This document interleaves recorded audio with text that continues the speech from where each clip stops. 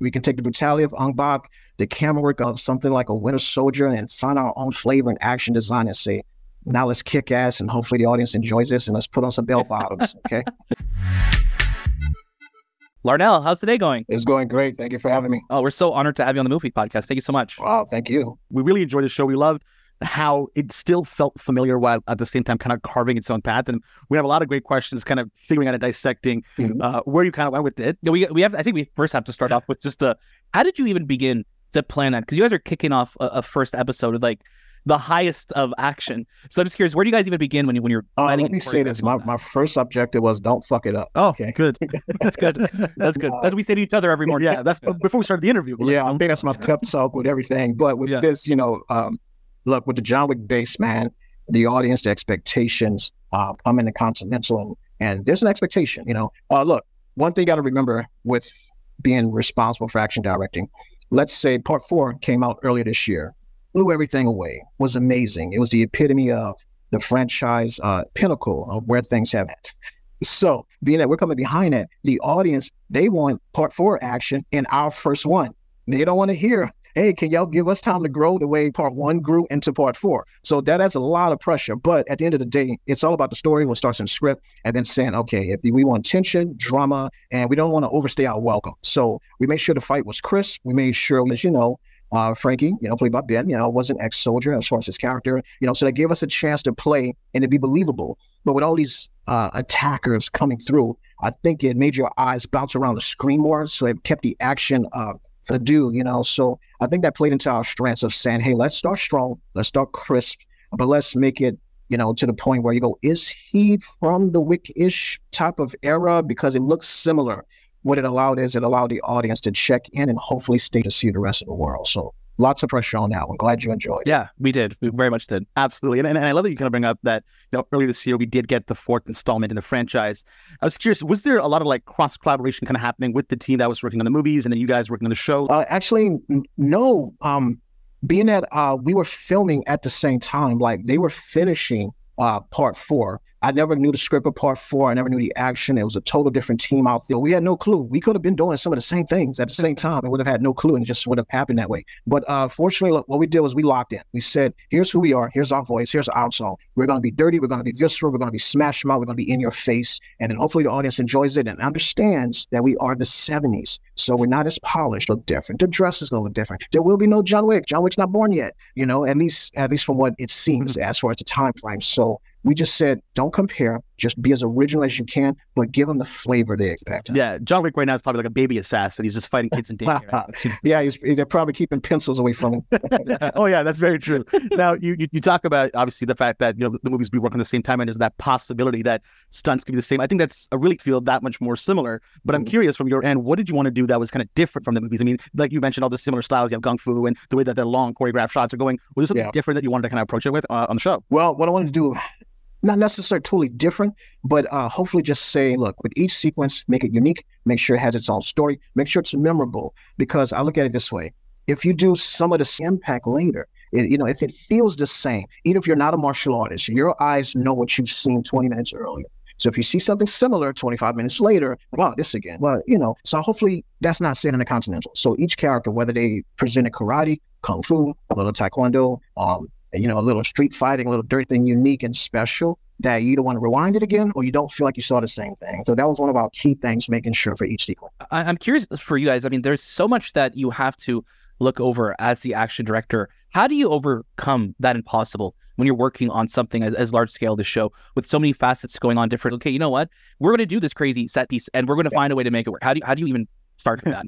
Well, it starts with our proper planning, man, and good teamwork, first of all. Look, I mean, it may sound cliche, but, look, our director, Albert Hughes, he's amazing. Great visionary, great storyteller.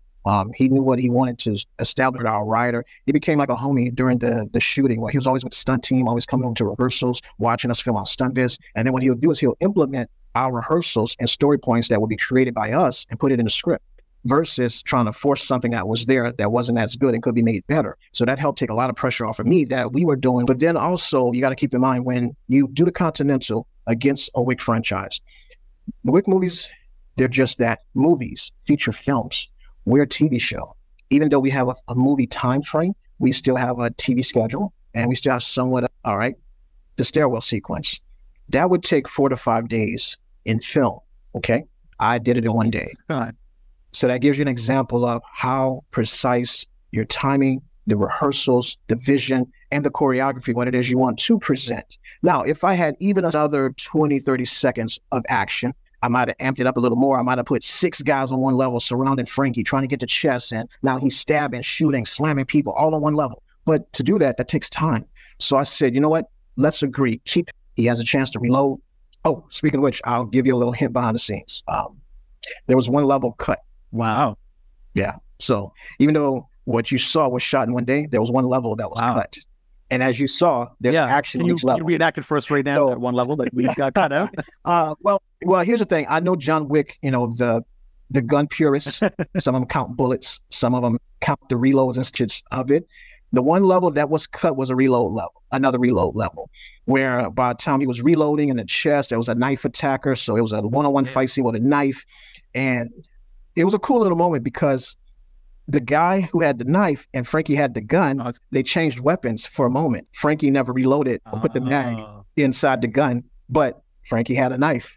So he stabbed him multiple times, then took his gun back, then put the clip in, but mag, and then went back up another level. But based off what he should have ran out, you know, somebody's going to catch it, but I have no problem saying that, you know, because it's going to be, hey, he should have ran out on level 3, you know. But yes, there was a level missing. And it was a cool little sequence. He killed like 3 people on that level and 2 people going up the steps as well. So yeah, little behind the scenes. Little behind the scenes. Look, I like that a lot. Absolutely. You talked about all these different kind of, you know, styles of fighting that you've incorporated. I'm curious, do you know at the end of the day in the show how many different ones you had? I want to say we had Muay Thai, we had karate, we had Taekwondo. You can put boxing as a style, you know, and call it dirty boxing as well. Yeah. And then I mentioned karate, right? Yeah.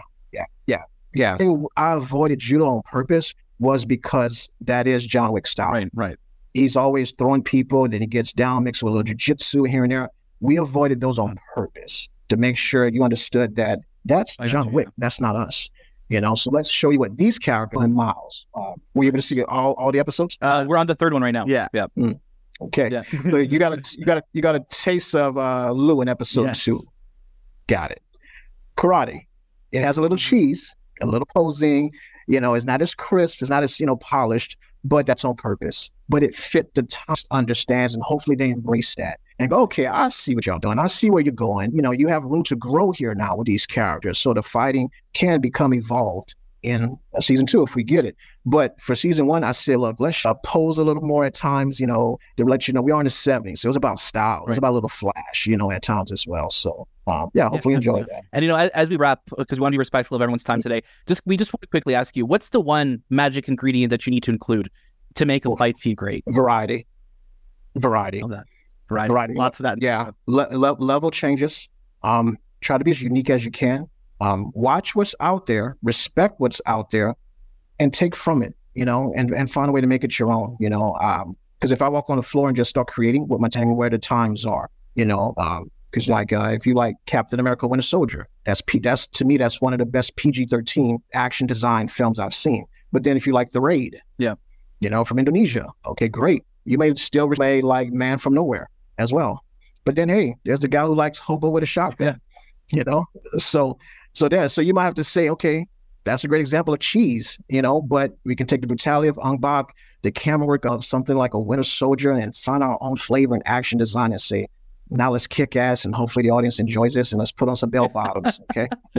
Larnell, thank you so much for your time. We had an absolute blast talking with you today. We cannot wait to see how the rest of the show plays out once you finish it. Yeah, so no problem. I like you guys. So hit me up when you see episode 3, all right? I'll make sure to give you my email address. So let's...